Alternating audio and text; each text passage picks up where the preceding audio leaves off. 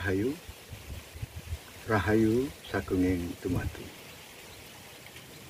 Pemirsa dimanapun Anda berada, ketemu kembali dengan Gelamung Putro, Salam Budaya Warisan Nusantara. Pemirsa, di kesempatan ini saya akan melanjutkan keterangan-keterangan saya tentang dampak pengaruh Bri Kertabumi yang sudah menyatakan diri untuk masuk agama Islam.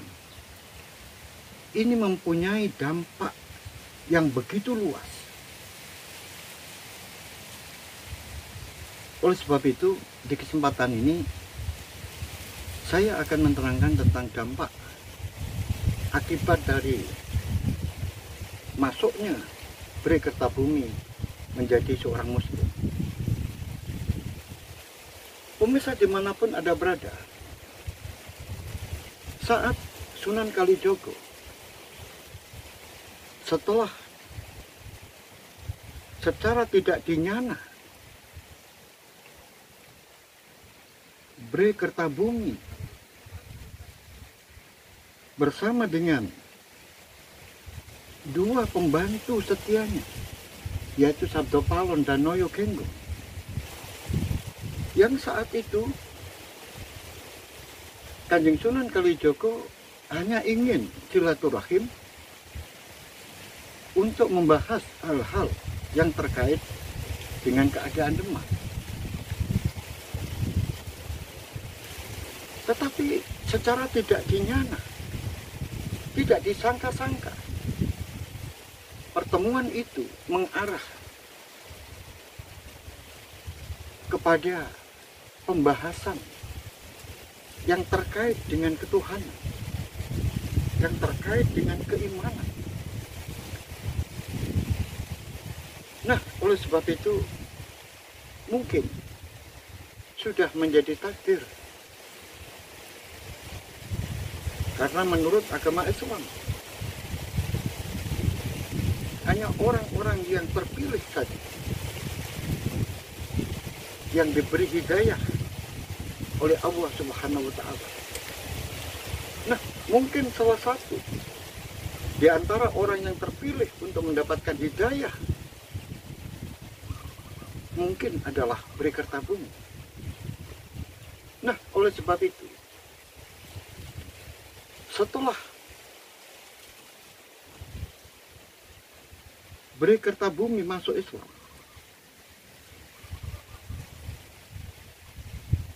Sunan Kalijogo kemudian mengambil langkah-langkah. Langkah yang pertama adalah, mumpung dirinya berada di Trowulan yang tidak jauh dengan tempat kelahirannya, yaitu Tuban, maka langkah pertama yang ditempuh adalah menuju ke Tuban. Karena miras-mirus dalam bahasa Jawanya adalah miras-mirus, menyelam sambil minum air. Karena sudah lama Kanjeng Sunan Kalijogo ini mendengar bahwa kakaknya, yaitu Santi Puspo, menderita sakit, sehingga jatah menjadi seorang adipati yang diturunkan dari ayahnya, yaitu Adipati Wilotekto, ini tidak bisa diemban, karena Santi Puspo dalam keadaan sakit. Nah, sakitnya ini sungguh tidak bisa menjalankan tugas-tugas sebagai adipati. Nah, oleh sebab itu, di dalam menjalankan tugasnya sebagai seorang adipati, diserahkan kepada menantunya, yaitu Kiai Ngeraseh. Oleh sebab itu, Kanjeng Sunan Kalijogo dari Trowulan menuju ke Tuban untuk ketemu dengan kakaknya, dan juga ingin berbicara dengan keponakannya.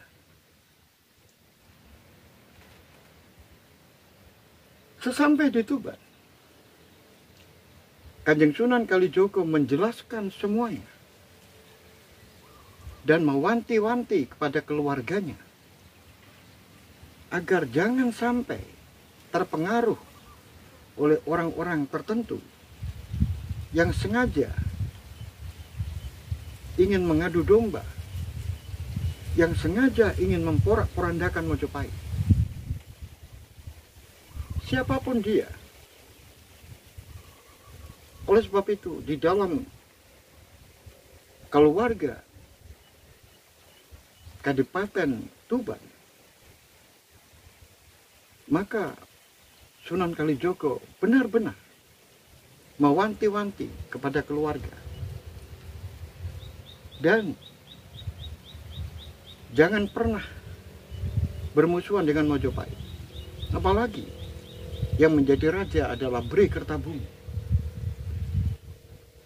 Keponakan-keponakannya diberikan penjelasan bahwa orang yang namanya Bri Kertabumi adalah orang yang pernah berjasa begitu besar di Tuban. Karena Sunan Kalijogo menjelaskan kepada keponakan-keponakannya yang ada di sana, keluarga yang ada di sana, dia menceritakan saat dirinya masih umur 7 tahun. Saat umur 7 tahun, Tuban ini diserbu oleh Paguhan dan Kahuripan. Saat itu benar-benar di Tuban dalam keadaan mencekam. Bahkan pertempuran pun sudah sempat terjadi. Ingat, tiba-tiba ada 10.000 pasukan yang datang dari Keling untuk membantu Tuban.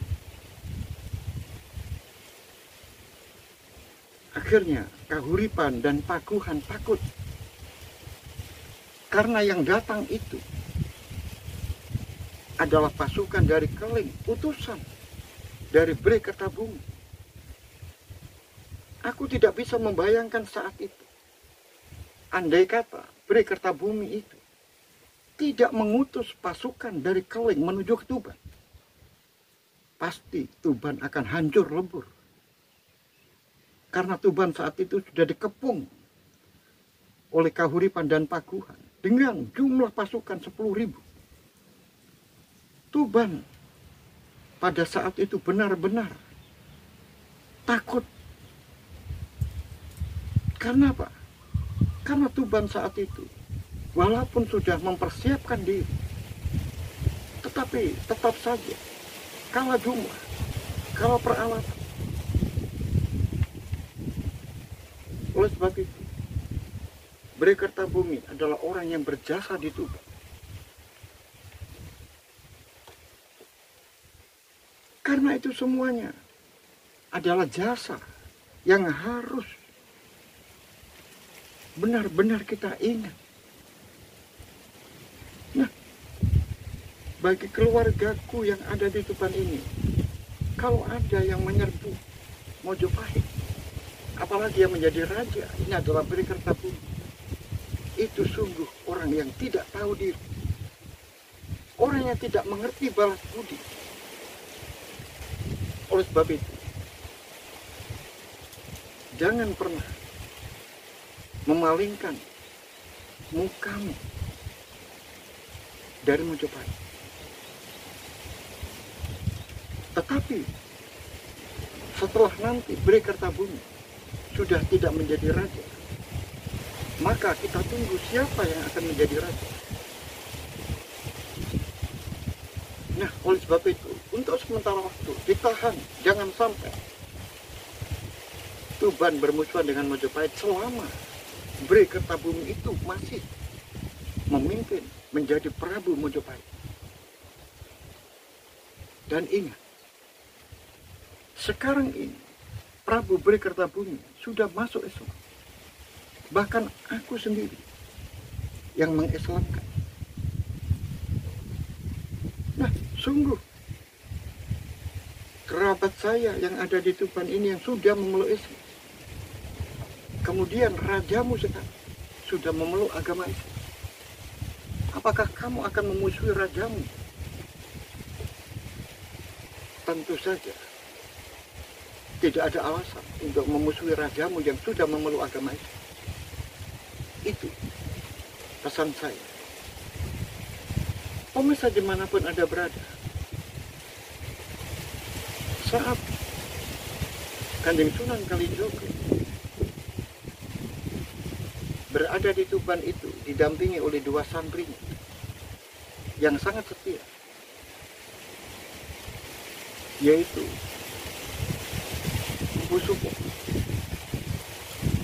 adiknya, adik iparnya.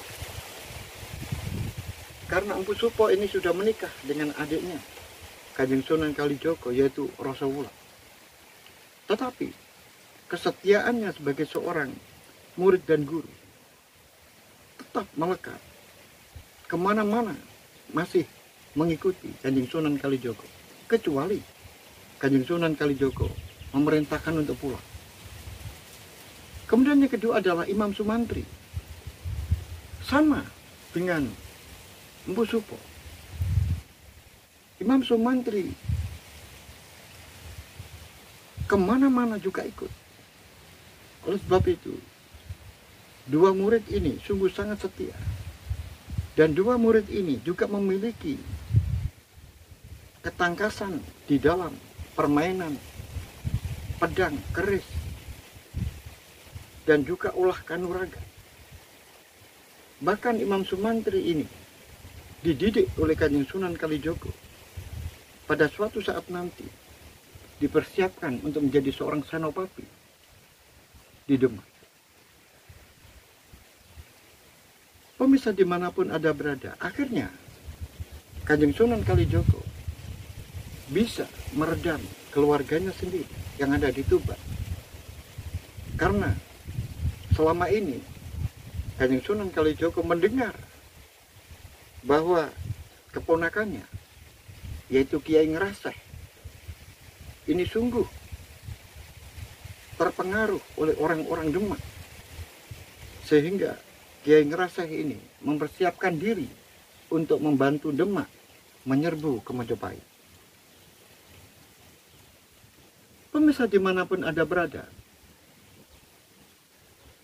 Kanjeng Sunan Kalijogo kemudian menuju ke Demak.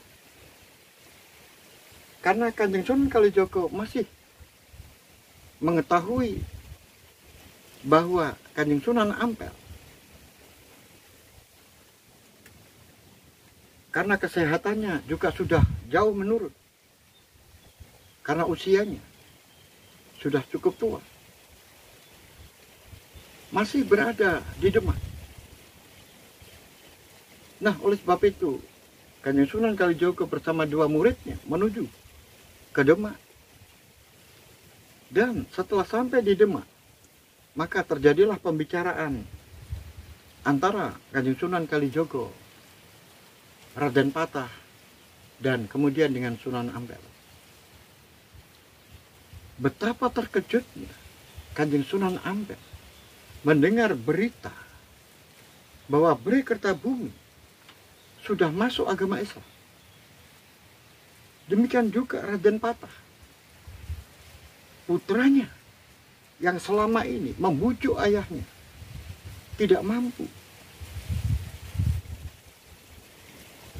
sehingga berita yang dibawa oleh Kanjeng Sunan Kalijogo, bahkan yang mengislamkan adalah Kanjeng Sunan Kalijogo sendiri.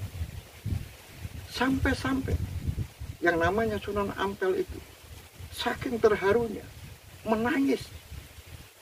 Demikian juga Raden Patah, saking gembiranya sampai berkaca-kaca matanya dan air mata tidak bisa tertahan, saking terharunya.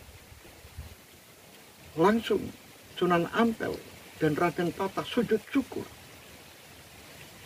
berterima kasih kepada Yang Maha Kuasa. Karena selama ini yang menjadi pikiran berat dari Raden Patah dan Kanjeng Sunan Ampel adalah tuntutan dari banyak pemimpin yang ada di pesisir Jawa bagian utara. Tuntutannya adalah karena tidak mau dipimpin oleh raja yang beragama itu. Nah, sekarang sudah terjawab. Sehingga dengan demikian Raden Patah bisa menepis tudingan-tudingan bahwa penyerbuan ke Majapahit itu punya alasan karena memusuhi pemimpin yang tidak Islam. Nah, sekarang sudah dijawab oleh Kanjeng Sunan Kalijogo, sehingga Raden Patah dan Sunan Ampel punya alasan yang kuat untuk mencegah, melarang orang-orang Demak memusuhi Majapahit. Pemirsa dimanapun Anda berada, sehingga sekarang Raden Patah setelah menerima tamu, yaitu penasehatnya Kanjeng Sunan Kalijogo, maka memerintahkan kepada Panglima Perang Demak untuk menarik pasukan dari perbatasan, karena sudah dianggap itu sudah tidak penting lagi. Tetapi tetap saja penjagaan di perbatasan itu terus diwaspadai, tetapi tidak seketat seperti semula. Nah, akibatnya dampak yang ditimbulkan masuknya Bri Kertabumi untuk memeluk agama Islam ini menjadikan Demak sudah mulai turun tensinya untuk menyerang Majapahit. Kemudian terus disampaikan kepada Adipati Abadi, Adipati Pesisir, mulai dari Tuban, Lamongan, Gresik, Surabaya sampai ke Madura, agar berita masuknya agama Islam Bri Kertabumi itu disampaikan kepada Adipati. Karena para Adipati itu banyak menerima masukan-masukan yang tidak sesuai.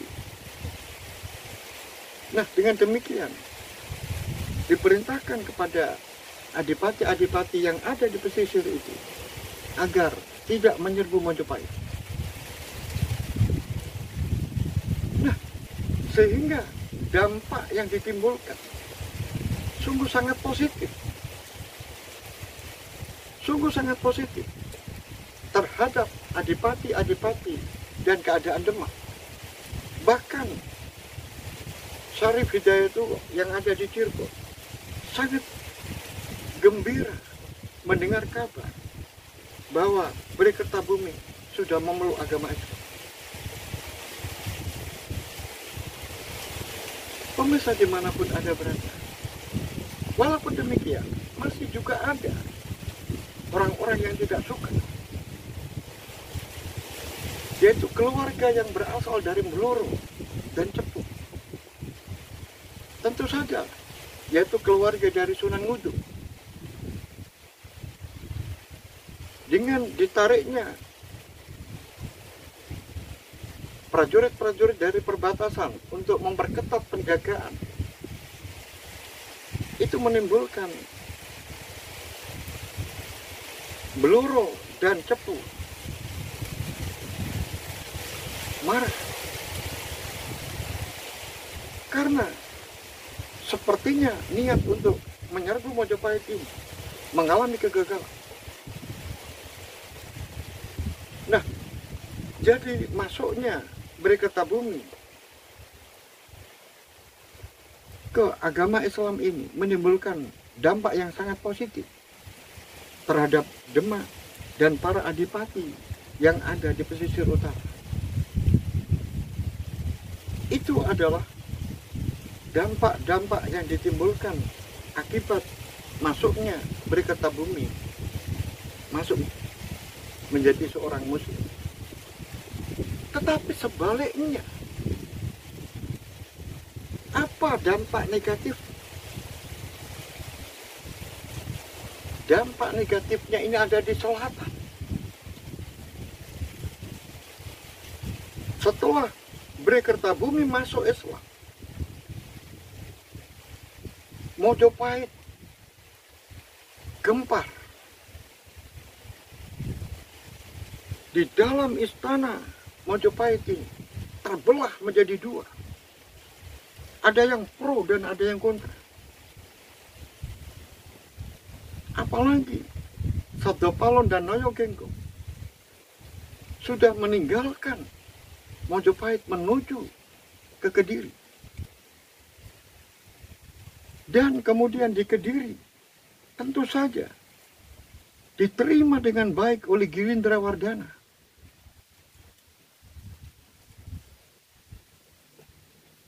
Beserta dengan keluarganya. Nah, setelah itu Girindra Wardana, keluarga Kediri ini kemudian mengkonsolidasikan tentang rencana-rencana dan kekuatan. Maka keluarga-keluarga yang ada di Blitar, yang ada di Keling, kemudian yang ada di Wengker, dan di sebagian yang ada di Madiun, ini mulai dikoordinasi untuk menyikapi keadaan politik Mojopahit yang mana Bri Kertabumi sudah memeluk agama Islam. Tentu saja support dari Sabdopalon dan Noyo Genggong di Kediri dan di daerah Keling sungguh sangat besar. Oleh sebab itu mereka terus mempersiapkan diri untuk melakukan serbuan ke Mojopahit. Tentu saja alasannya sudah jelas. Karena Bri Kertabumi sudah dianggap berkhianat kepada Mojopahit. Para pembesar yang ada di Mojopahit. Terjadi pro dan kontra. Karena perubahan-perubahan yang ada di Mojopahit, Bri Kertabumi ingin menyesuaikan dengan agama baru. Nah, bagi para pembesar yang sudah terbiasa beragama Hindu dan Buddha, menjadi kaku. Tidak mudah menyesuaikan dengan begitu cepat. Sehingga mereka banyak yang frustasi. Dan mereka memilih menyingkir dari Mojopahit. Mereka banyak yang bergabung ke Kediri. Nah, keadaan seperti ini sungguh berdampak begitu besar terhadap pribadi Bri Kertabumi. Bri Kertabumi juga bingung bukan main menghadapi situasi, kondisi masyarakat dan mengendalikan orang-orang dalam yang ada di Mojopahit. Karena mereka banyak yang mangro tinggal. Di depan seakan-akan baik. Tetapi di belakang mereka memusuhi Bri Kertabumi.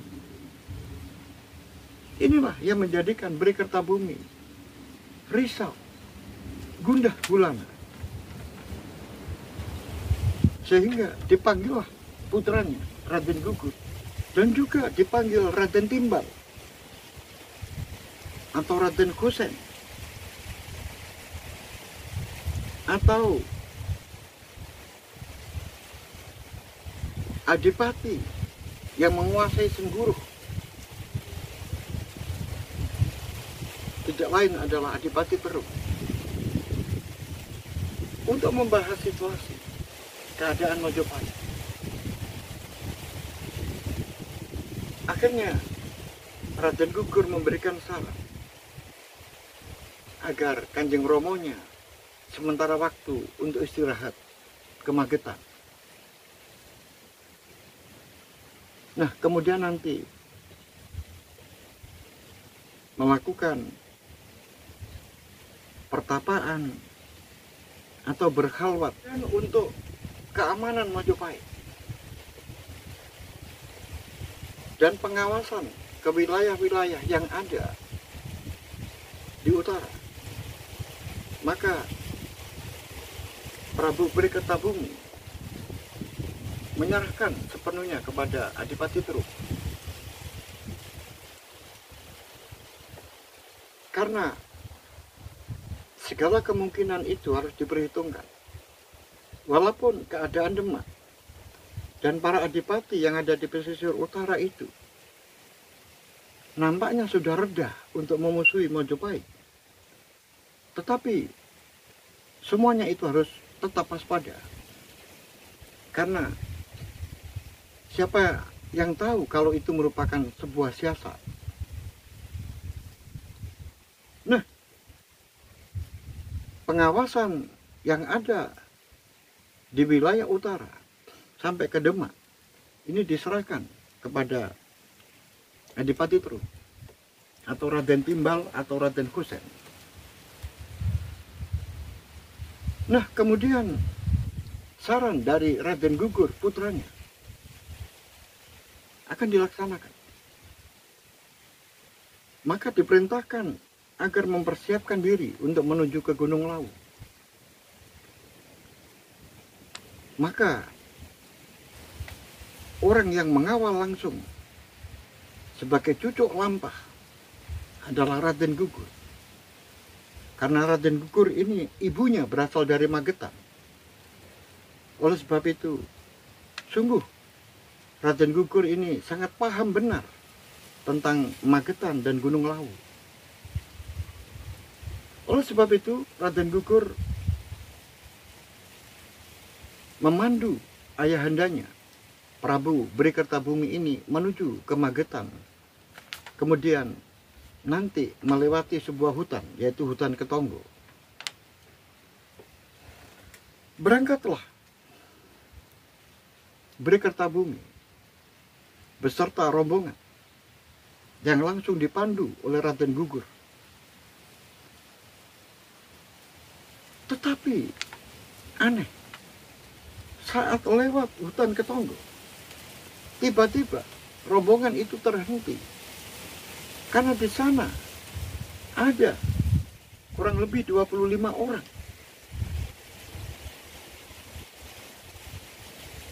prajurit-prajurit Demak. Tetapi begitu lega, karena di sana ada Kanjeng Sunan Kalijogo yang didampingi oleh dua muridnya, yaitu Imam Sumantri dan Empu Supo. Setelah itu bertemulah Kanjeng Sunan Kalijogo bahwa situasi keadaan Prabu Berikertabumi ini sungguh sangat tertekan. Nah, oleh sebab itu Kanjeng Sunan Kalijogo mendukung kepergiannya ke Gunung Lawu untuk melakukan khalwat. Hanya Kanjeng Sunan Kalijogo memberikan saran, karena tujuan mulia untuk membersihkan diri menghadap kepada Allah Subhanahu wa Ta'ala, berkhalwat, maka disarankan agar melepaskan semua kebesaran. Ulu Makuto di kepala yang menandakan sebagai mahkota raja harus dilepas. Demikian juga busana, dan atribut keprabuan harus dilepas. Dan mulai dari hutan Tetonggo itu sudah tidak beralas kaki, menuju berjalan kaki ke Gunung Lawu, dan hanya memakai kain yang seperlunya. Itu merupakan saran dari Kanjeng Sunan Kalijogo. Ternyata saran itu benar-benar dituruti. Maka Beri Kertabumi melepas kuluknya, kuluk makutonya, dan melepas atribut-atribut keprabuannya, dan juga melepas pakaian untuk berganti, hanya memakai 2 lembar kain putih yang dibalutkan ke tubuhnya, dan juga tidak memakai alas kaki, kemudian berjalan. Tentu saja diiringi oleh yang lain, demikian juga yang lain mengikuti tidak memakai alas kaki, kemudian mengiringi keberangkatan Beri Kertabumi menuju ke Gunung Lawu. Sedangkan Kanjeng Sunan Kalijogo setelah sampai mengantarkan Beri Kertabumi dan melepas Beri Kertabumi menuju Gunung Lawu, maka Kanjeng Sunan Kalijogo beserta 25 prajurit dari Demak yang berasal dari Selo, yang dipimpin oleh Imam Sumantri dan juga Empu Suko. Maka Kanjeng Sunan Kalijogo kemudian berjalan ke utara. Perjalanan Kanjeng Sunan Kalijogo yang menuju ke utara bersama dengan 25 orang prajurit naik kuda. Maka di perbatasan Ngawi berpapasan dengan 100 orang penunggang kuda. Nah, tentu saja mereka menggunakan atribut-atribut Demak. Oleh sebab itu, Kanjeng Sunan Kalijogo langsung menghentikan 100 orang penunggang kuda itu. Ternyata mereka adalah orang-orang Demak yang berasal dari Bluro dan Cepu. Setelah ditanya maksud dan tujuannya, maka mereka berterus terang ingin membunuh Beri Kertabumi, karena Beri Kertabumi diketahui ada di hutan Tetonggo. Nah, Kanjeng Sunan Kalijogo menanggapi hal ini dengan tenang. Kanjeng Sunan Kalijogo mengatakan bahwa Prabu Beri Kertabumi sudah kembali ke Mojopahit.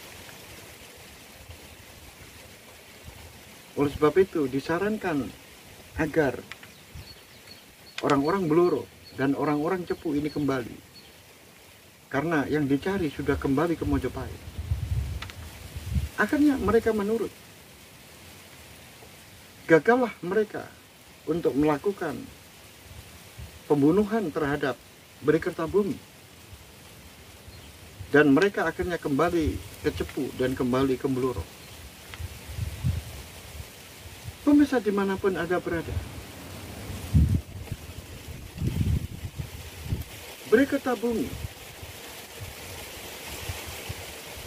ternyata memiliki fisik yang lumayan bagus, walaupun dalam keadaan belum terbiasa untuk berjalan kaki dengan menggunakan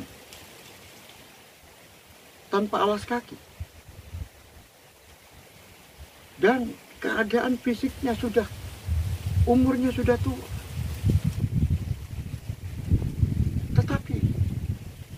masih mampu untuk melakukan perjalanan dan melakukan pendakian di Gunung Lawu. Karena petunjuk sudah didapatkan. WC yang diperoleh mengatakan bahwa tidak lama lagi dirinya akan lengser ke Prabon.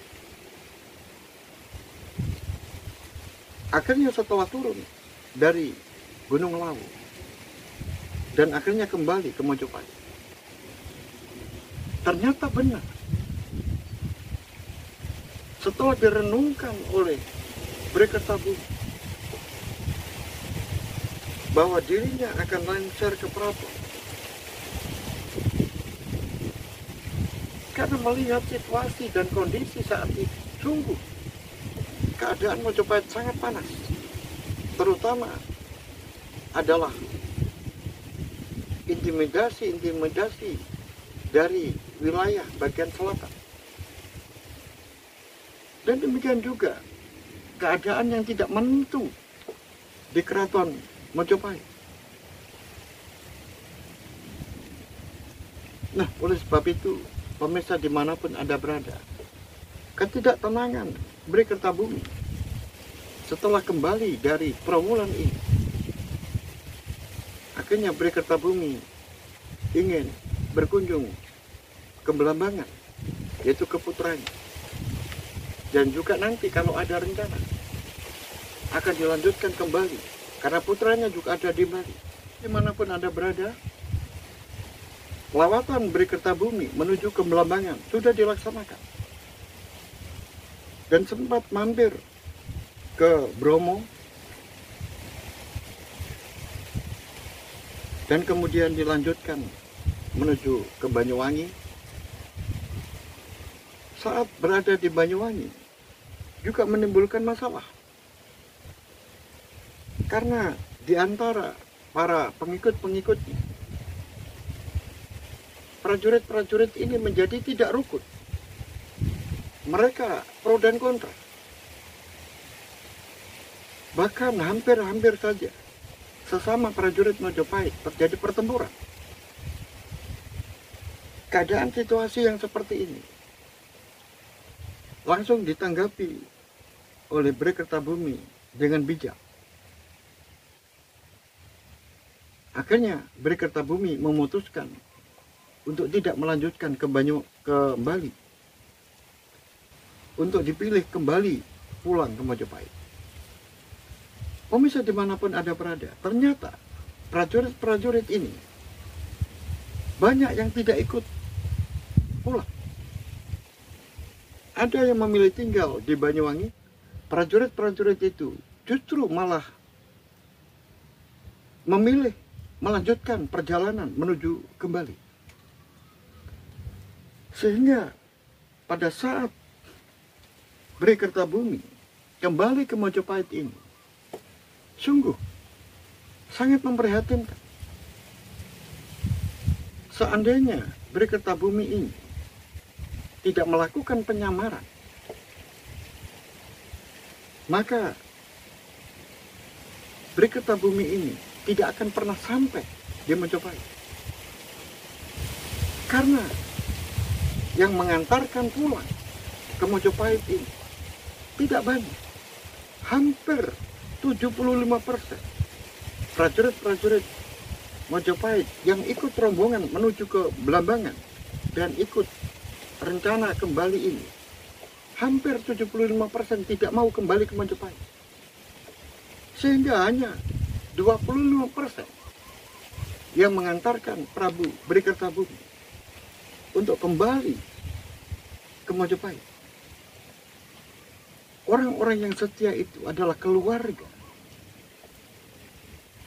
Orang-orang yang setia itu adalah orang-orang yang mempunyai hubungan emosional yang kuat dengan Bhre Kertabumi, termasuk Adipati Terung dan Raden Gugur. Pemirsa dimanapun Anda berada, ternyata Prabu Bhre Kertabumi bernasib begitu tragis.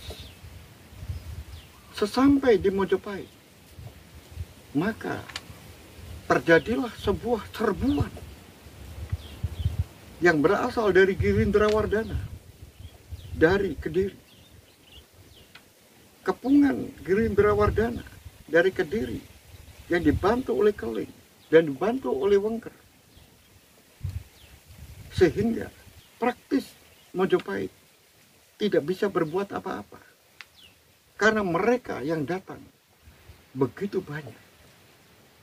Dan Bhre Kertabumi akhirnya terbunuh. Pemirsa dimanapun Anda berada, akhirnya Prabu Bhre Kertabumi beserta istrinya, yaitu Dewi Amarawati atau Putri Champa ini, akhirnya wafat dan dimakamkan di Trowulan. Pemirsa dimanapun Anda berada, bagaimanakah kelanjutan kisah ini? Apakah yang akan diambil? Apakah yang akan dilakukan oleh Raden Patah setelah mendengar orang tuanya terbunuh? Yang membunuh adalah pasukan dari Kediri, yaitu pasukan dari Girindrawardhana. Dan sekarang Mojopahit dikuasai oleh Girindrawardhana. Oleh sebab itu, ikuti terus cerita ini sampai selesai. Sampai di sini, pemirsa, ada kurang dan lebihnya, mohon maaf yang sebesar-besarnya. Saya akhiri, Rahayu, Rahayu, Rahayu, Rahayu Sagunging Temu.